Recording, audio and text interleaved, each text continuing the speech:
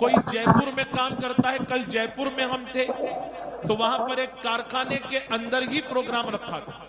कई लोग बरेली शरीफ और कुर्बो जवार के रहने वाले सिलाई के कारखाने में काम करते हैं। कोई वहां पर कपड़े का कारोबारी है।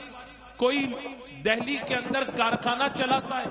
कारखाने में काम करने वाला कारीगर भी, उसकी भी ये कोशिश होती है कि 25-30 कारीगरों की लिस्ट के अंदर मैं हफ्ते भर में ऐसा काम करूं कि मैं टॉप लिस्ट में आ जाऊं और धीरे धीरे मैं कारखाने का सुपरवाइजर और उसके बाद मैनेजर बन जाऊं। इसी तरह आप देखें हमारी कौम के वो अच्छे बच्चे जो स्कूल के अंदर पीछे बेंच पर नहीं बल्कि आगे बेंच पर बैठते हैं, कॉलेज में पढ़ाई के लिए जाते हैं, ना कि अपने माँ बाप की आंखों में धूल मिट्टी झोंक कर किसी लड़की के साथ अफेयर कर कर अपने वक्त को पार्क में, किसी मॉल में या किसी सिनेमा घर में बर्बाद करते हैं। अगर बच्चे का दिल पढ़ाई में लगा हुआ है तो वो सोचता है इस बार जब सेंट्रल बोर्ड का या दिल्ली बोर्ड का जब एग्जाम होगा, यूपी स्टेट के बोर्ड का जब एग्जाम होगा, मैं कोशिश करूंगा कि मैक्सिमम परसेंट लाकर टॉपर्स की लिस्ट में मेरा नाम आ जाए।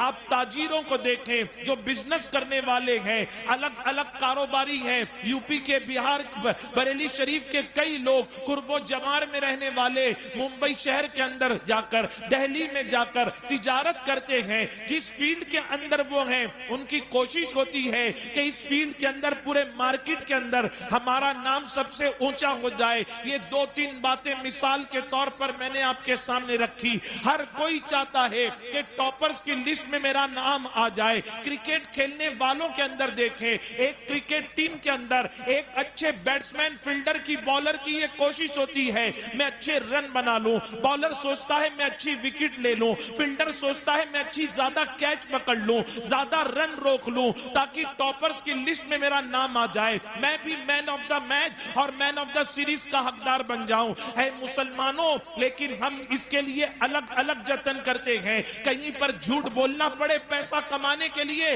हम झूठ बोल देते हैं। सिलाई करते वक्त छोटी छोटी नहीं बड़ी बड़ी सिलाई करके ज्यादा पीस उतारना पड़े हम चीटिंग कर कर ज्यादा पीस उतार देते हैं। बच्चे टॉप लिस्ट में आने के लिए कॉपी भी मार लेते हैं, चिट्ठी भी लेकर जाते हैं कि मैं किसी तरह टॉपर की लिस्ट में आ जाऊं। लेकिन याद रखें कुरान हमारी रहनुमाई करता है, कुरान हमारी रहबरी करता है। अगर तुम टॉप में जाना चाहते हो,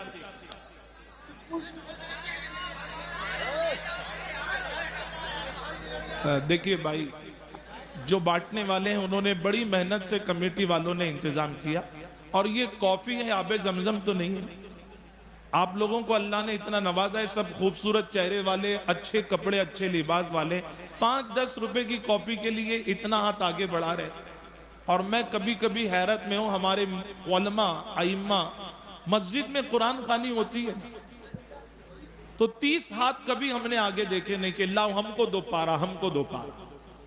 और आलम तो ये कि जिसके घर के इसाले सवाब की महफिल है ना, वो घर वाला पीछे मस्जिद में तस्बीह लेकर बैठता है।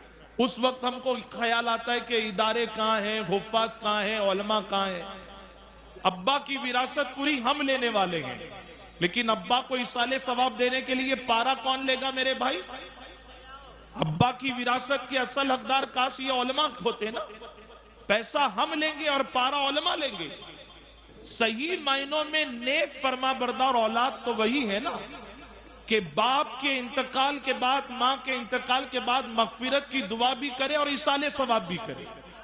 लेकिन हमारा हाल क्या है? कॉफी लेना हो, नियाज लेना हो तो उछल उछल कर कर आगे आते, और कुरान शरीफ के पारे लेना हो तो कोना पकड़ते कि यार मैं कहां 1 घंटे में पढ़ पाऊंगा। आपके हिस्से की कॉफी ये कोई छीनने वाला है?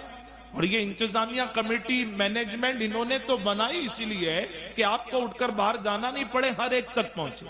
आपको बाहर बुला भी नहीं रहे ना। कुछ लोगों को मैंने देखा वहां खड़े हुए, कब सैयद साहब निकलेंगे, हम जाएंगे उनके साथ, उनसे मिलेंगे। मैंने पूछा एक शख्स से कि क्लासरूम में, कभी स्कूल में क्लासरूम में गए, वहां गए हो? मैंने कहा टीचर से पहले जाते हो या बाद में जाते हो? कहा पहले जाते हैं ना। मैंने कहा ये क्लासरूम है, आप यहां पर पहले आकर बैठ जाएं, बारी बारी जिसका सब्जेक्ट होगा वो टीचर आकर पढ़ाएगा ना। हम यहां वहां खड़े रहेंगे, पिंडाल के बाहर खड़े रहेंगे। अगली बार कमेटी वालों से कह दे मत करें इतना खर्चा, हमको अंदर की जरूरत नहीं है। सर्दी का मौसम है, उन्होंने पिंडाल लगाया कि आप और हम इत्मीनान से बैठे, इत्मीनान से सुने, क्लासरूम का एनवायरनमेंट क्रिएट किया। लेकिन हम उलमा चीखते रहे, हमको कुछ फर्क नहीं पड़ता। मैं बड़ी माजरत के साथ कहता हूं, मैं कोई ऐसा जुमला नहीं कहना चाहता कि दिल आजारी। मुझे बहुत कम वक्त में अपनी बात रखनी है। आपको एक नातख्वां बहुत ही खूबसूरत आवाज रखने वाले, उनसे नाशरीफ भी सुनना है, और फिर मौलाना साजिक रजवी साहब, जिनको मुस्लह कौमो मिल्लत कहा जाता है, एक सैयद साहब से पहले उनका बयान सुनना है। तो मैं बहुत डीप में जाकर आपके सामने बात नहीं रखूंगा। आज के अगर इस प्रोग्राम के इज्तिमा के इश्तिहार को आपने देखा होगा तो दो टॉपिक, एक है शहीद आजम कॉन्फ्रेंस और उसके आगे है तालीमी कॉन्फ्रेंस। तो मैं चाहता हूं कि जो अल्लाह ने शऊर इस अदना मुबल्लिग को अता किया है, मैं एजुकेशन तालीम से रिलेटेड चंद बातें आपके सामने रखूं। इसीलिए मैंने आयत भी वही पढ़ना पसंद किया। अब कौन सा अमल करे जो अल्लाह हमको उरूज अता फरमाएगा। पूरी कौम को अपनी एनर्जी, अपनी ताकत यहीं लगानी, मत करना है जलसों में इतना ज्यादा खर्चा। पूरे गांव को सजाने की कोई जरूरत नहीं, घर को बहुत ज्यादा माले वाला, फर्निशिंग वाला, डिजाइन वाला बनाने की कोई जरूरत नहीं। मस्जिद में बड़े बड़े मीनार जरूर लगाओ, लेकिन कौम को इस वक्त किस चीज की जरूरत है, हम कौम को किस डायरेक्शन में लेके जाना चाहते हैं। कुरान एक राज की किताब है। हमारे अमीर सुन्नी दावत इस्लामी अताए हुजूर मुफ्ती आजम हिंद, दुनिया जिनको वकार अहले सुन्नत दाइये कबीर के नाम से याद करती है, इस वक्त ऑस्ट्रेलिया, सिडनी या मेलबोर्न की सरजमी पर है, ऑस्ट्रेलिया और न्यूजीलैंड के दौरे पर है। अपनी कौम से मुखातिब होकर आपने कहा था, अगर दोस्ती करना है तो हर एक से दोस्ती मत करो, दोस्ती करना है तो अल्लाह की किताब कुरान से दोस्ती करो। लोगों ने कहा, अरे हम अपने दोस्त से दोस्ती करते हैं तो वो अपनी प्राइवेसी की बातें हमको बताता है, अपनी खास खास बातें हमको बताता है। हमारे अमीर कहते हैं दोस्ती करना है कुरान से करो, कुरान कामयाबी की किताब है। इन्ना हादल कुरान यहदी लिल्लती हिया अक़वम व युबश्शिरुल मोमिनीन अल्लाहु अकबर अल्लज़ीना यामलून अस्सालिहात अन्ना लहुम अजरन कबीरा। बेशक मेरा अल्लाह फरमाता है ये कुरान सबसे सीधा रास्ता बताने वाली किताब है और खुशखबरी सुनाती है उन मोमिनों को जो दुनिया में आकर नेक अमल करते हैं। हमारे अमीर कहते हैं दोस्ती करना है तो कुरान से करो, कुरान से, क्योंकि हर दोस्त अपने दोस्त को अपनी राज की और खास बातें बताया करता है। जब कुरान से दोस्ती करोगे तो कुरान राज की बातें बताएगा, खास बातें बताएगा। कुरान राज खोल रहा है हम पर। सूरे मुजादला आयत नंबर 11 का ये हिस्सा, अल्लाह की किताब कहती है यरफ़इल्लाहु अल्लज़ीना आमनू मिनकुम वल्लज़ीना ऊतुल इल्मा दरजात। और वो लोग और वो ईमान वाले जिनको अल्लाह ने ईमान के साथ इल्म अता किया, ऐसा ईमान वाला जिसके पास इल्म होगा, एजुकेशन होगा, नॉलेज होगा, तालीम का सरमाया होगा, ऐ अल्लाह फिर उसको तू क्या अता करेगा। मेरा अल्लाह फरमाता है जिस ईमान वाले के पास इल्म आ जाएगा अल्लाह यकीनन उसके दर्जात को बुलंदी अता फरमाएगा। अगर कौम को उरूज दिलाना है तो दुनिया की दौलत के पीछे मत भागो, हुस्न की दौलत के पीछे मत भागो, अपनी एनर्जी, अपनी ताकत, अपने डायरेक्शन को इल्म की तरफ करो। शहीद आजम के नाम से भी इस महफिल को सजाया गया। आज हमारी कौम को देखे, या हुसैन या हसन या अली का नारा लगाते हैं, लेकिन मोहब्बत सिर्फ नारा लगाने का नाम है। कुरान तो कह रहा है 28वें पारे सूरे सफ की दूसरी आयत, या अय्युहल्लज़ीना आमनू, कुरान आईना दिखा रहा है।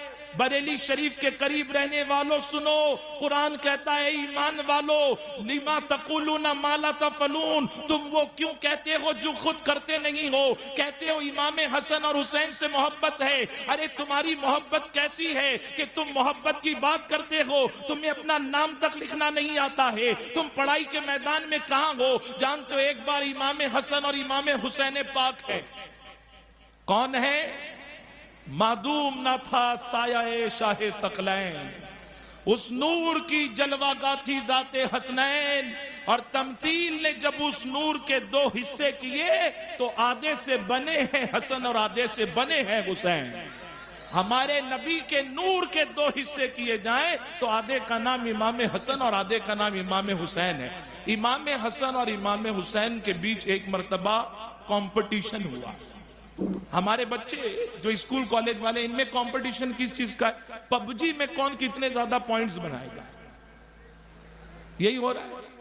आज किसी भी देहात गांव में आप जाओ, आप पूछो यहां पर कोई इंजीनियर है, डॉक्टर्स में आपको BUMS BHMS वाले मिल जाएंगे। कोई MBBS MD करा हुआ नैरोलॉजिस्ट, कार्डियोकोलॉजिस्ट, गायनोकोलॉजिस्ट है?